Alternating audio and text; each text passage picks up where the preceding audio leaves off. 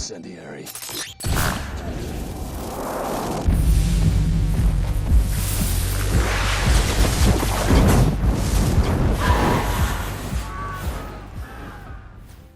Hello everyone, I'm Johnny, and today we're taking a look at Dredd from 2012.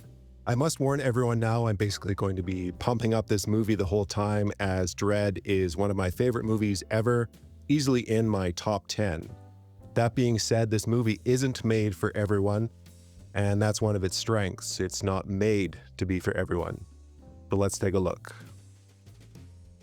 The best movies are more often than not movies that aren't restricted to having a broad appeal. That is to say, they aren't restricted by having their main objective, making the most amount of money. Dredd, directed by Pete Travis and written and produced by Alex Garland, is based on the dark comic book Judge Dredd universe, created by John Wagner and Carlos Ezquerra. This comic book world is very dark, gritty, violent, and disturbed.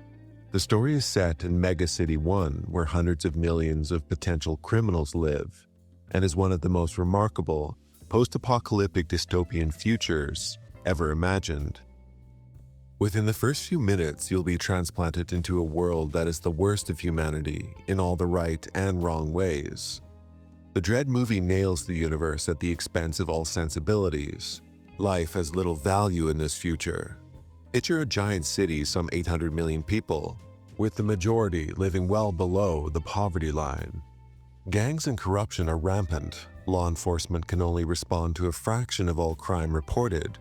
When the law does respond, it's a judge, a police officer, judge, jury, and executioner all in one. They can sentence you to confinement to an ISO cube, or sentence you to death on the spot. There is no negotiating with a judge. If you are a youth or have a hostage, it really doesn't matter. Several scenes stand out in the movie that highlight the value of life. One scene features a court area in the Arcology's mall, where a massacre just took place.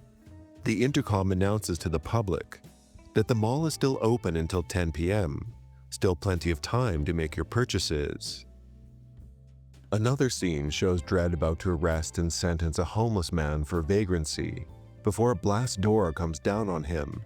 It doesn't faze Dredd for a second. This likely saved him some paperwork.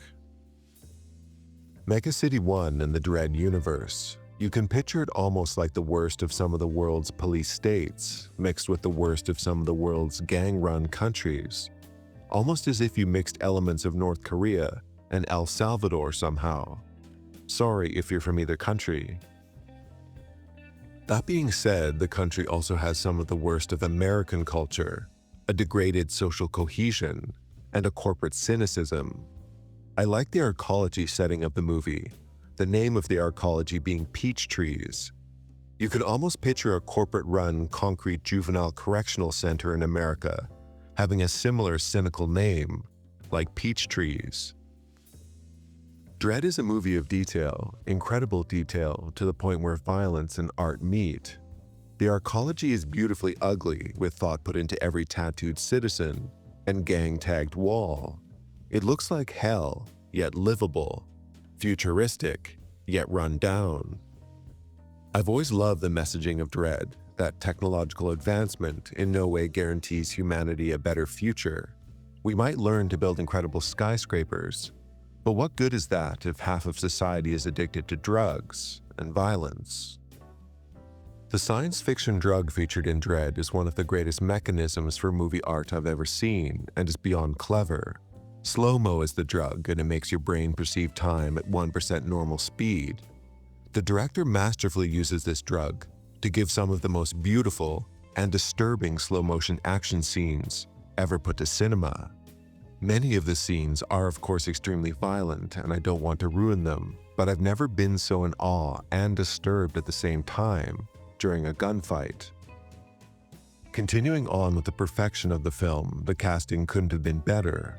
Karl Urban was born for this role. Not that it's necessarily a dynamic or challenging role for an actor, but he nails all the subtleties of Dredd's uncompromising character. I further like how he moves, and he executes the tactical choreography well, with action scenes and gunfights being very believable despite the use of some science fiction weapons. Likewise, Olivia Thirlby playing Judge Anderson is an absolute star. She plays a psychic mutant judge on a field evaluation with Dredd. Lena Headey is equally excellent as gang leader Mama, who even gives her character Cersei Lannister a run for her money in Wickedness. Overall, I will say again the movie is perfect, but only if you enjoy dark, gritty, comic book type stories. If you do, the non-stop violence and aesthetic of the movie should blow your mind. Everything is visual perfection, from Dredd switching up his smart ammo to how fire reflects in his visor.